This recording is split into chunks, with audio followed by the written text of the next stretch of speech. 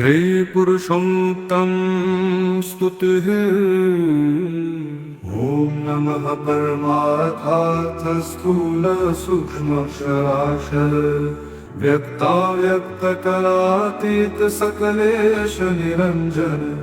गुणांजन गुणाधार निर्गुणात्मन गुणस्थिर मूर्तामूर्त महामूर्ते सूक्ष्ममूर्ते स्फुटास्फुट कराल सौम्य रूपात्मन विद्या विद्यालयाच्युत सदसद्रूप सद्भाव सदसद्भाव भावन नित्यानित्य प्रपंचात्मन निष्प्रपंचामलाश्रित एकानिक नमस्तुभ्यं वासुदेवादिकारण यः स्थूल सूक्ष्म प्रकट प्रकाशो यः सर्वभूतो न च सर्वभूतः विश्वं यतश्चैतद्विश्वहेतोरनमोऽस्तु तस्मै पुरुषोत्तमाय। ॐ नमः परमार्थार्थ स्थूल सूक्ष्मक्षराक्षर व्यक्ताव्यक्तकलातीत सकलेश निरंजन गुणांजन गुणाधार निर्गुणात्मन गुणस्थिर मूर्तामूर्त महामूर्ते सूक्ष्ममूर्ते स्फुटास्फुट कराल सौम्य रूपात्मन विद्या विद्यालयाच्युत सदसद्रूप सद्भाव सदसद्भाव भावन नित्यानित्य प्रपंचात्मन निष्प्रपंचामलाश्रित एकानिक नमस्तुभ्यं वासुदेवादिकारण यः स्थूल सूक्ष्म प्रकट प्रकाशो यः सर्वभूतो न च सर्वभूतः विश्वं यतश्चैतद्विश्वहेतोरनमोऽस्तु तस्मै पुरुषोत्तमाय।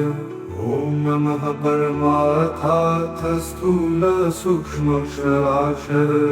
व्यक्ताव्यक्तकलातीत सकलेश निरंजन गुणांजन गुणाधार निर्गुणात्मन गुणस्थिर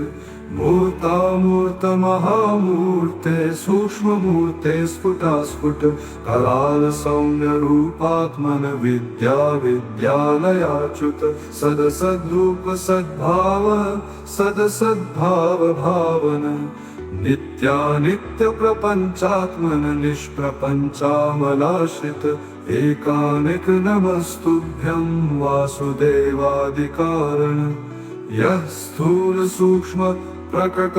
प्रकाशो यः सर्वभूतो न च सर्वभूतः विश्वं यतश्चैतद्विश्वहेतोरनमोऽस्तु तस्मै पुरुषोत्तमाय। ॐ नमः परमार्थार्थ स्थूल सूक्ष्म क्षराक्षर व्यक्ताव्यक्तकलातीत सकलेश निरंजन गुणांजन गुणाधार निर्गुणात्मन गुणस्थिर मूर्तामूर्त महामूर्ते सूक्ष्ममूर्ते स्फुटास्फुट कराल सौम्य रूपात्मन विद्या विद्यालयाच्युत सदसद्रूप सद्भाव सदसद्भाव भावन नित्यानित्य प्रपंचात्मन निष्प्रपंचामलाश्रित एकानिक नमस्तुभ्यं वासुदेवादिकारण यः स्थूल सूक्ष्म प्रकट प्रकाशो यः सर्वभूतो न च सर्वभूतः विश्वं यतश्चैतद्विश्वहेतोरनमोऽस्तु तस्मै पुरुषोत्तमाय। ॐ नमः परमार्थार्थ स्थूल सूक्ष्मक्षराक्षर व्यक्ताव्यक्तकलातीत सकलेश निरंजन गुणांजन गुणाधार निर्गुणात्मन गुणस्थिर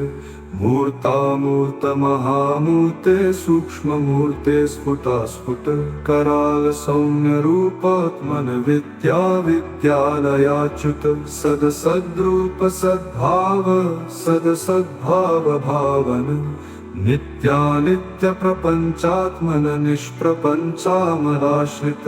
एकानिक नमस्तुभ्यं वासुदेवादिकारण यः स्थूल सूक्ष्म प्रकट प्रकाशो यः सर्वभूतो न च सर्वभूतः विश्वं यतश्चैतद्विश्वहेतोरनमोऽस्तु तस्मै पुरुषोत्तमाय। ॐ नमः परमार्थार्थ स्थूल सूक्ष्माक्षराक्षर व्यक्ताव्यक्तकलातीत सकलेश निरञ्जन गुणाञ्जन गुणाधार निर्गुणात्मन गुणस्थिर मूर्तामूर्तमहामूर्ते सूक्ष्ममूर्ते स्फुटास्फुट कराल सौम्यरूपात्मन विद्या विद्यालयाच्युत सदसद्रूप सद्भाव सदसद्भाव भावन नित्यानित्य प्रपंचात्मन निष्प्रपंचामलाश्रित एकानिक नमस्तुभ्यं वासुदेवादिकारण यः स्थूल सूक्ष्म प्रकट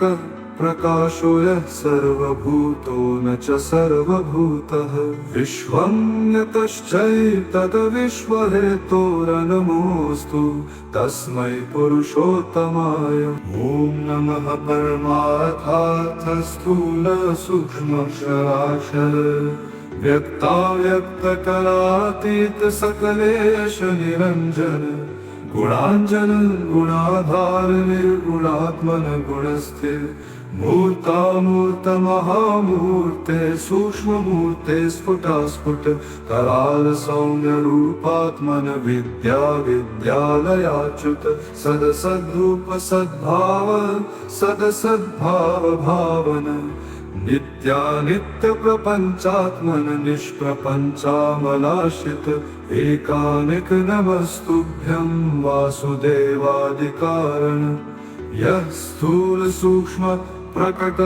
प्रकाशो यः सर्वभूतो न च सर्वभूतः विश्वं यतश्चैतद्विश्वहेतोरनमोऽस्तु तस्मै पुरुषोत्तमाय। ॐ नमः परमार्थार्थ स्थूल सूक्ष्माक्षराक्षर व्यक्ताव्यक्तकलातीत सकलेश निरञ्जन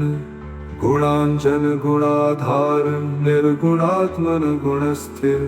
मूर्तामूर्तमहामूर्ते सूक्ष्ममूर्ते स्फुटास्फुट कराल सौम्यरूपात्मन विद्या विद्यालयाच्युत सदसद्रूप सद्भाव सदसद्भाव भावन नित्यानित्य प्रपंचात्मन निष्प्रपंचामलाश्रित एकानिक नमस्तुभ्यं वासुदेवादिकारण यः स्थूल सूक्ष्म प्रकट प्रकाशो यः सर्वभूतो न च सर्वभूतः विश्वं यतश्चैतद्विश्वहेतोरनमोऽस्तु तस्मै पुरुषोत्तमाय। ॐ नमः परमार्थार्थ स्थूल सूक्ष्माक्षराक्षर व्यक्ताव्यक्तकलातीत सकलेश निरञ्जन गुणाञ्जन गुणाधार निर्गुणात्मन गुणस्थिर मूर्तामूर्तमहामूर्ते सूक्ष्ममूर्ते स्फुटास्फुट कराल सौम्यरूपात्मन विद्या विद्यालयाच्युत सदसद्रूप सद्भाव सदसद्भाव भावन नित्यानित्य प्रपंचात्मन निष्प्रपंचामलाश्रित एकानिक नमस्तुभ्यं वासुदेवादिकारण यः स्थूल सूक्ष्म प्रकट प्रकाशो यः सर्वभूतो न च सर्वभूतः विश्वं यतश्चैतद्विश्वहेतोरनमोऽस्तु तस्मै पुरुषोत्तमाय। ॐ नमः परमार्थार्थ स्थूल सूक्ष्माक्षराक्षर व्यक्ताव्यक्तकलातीत सकलेश निरञ्जन गुणांजन गुणाधार निर्गुणात्मन गुणस्थिर मूर्तामूर्त महामूर्ते सूक्ष्म मूर्ते स्फुटास्फुट कराल सौम्य रूपात्मन विद्या विद्यालयाच्युत सदसद्रूप सद्भाव सदसद्भाव भावन नित्यानित्य प्रपंचात्मन निष्प्रपंचामलाशित एकानिक नमस्तुभ्यं वासुदेवादिकारण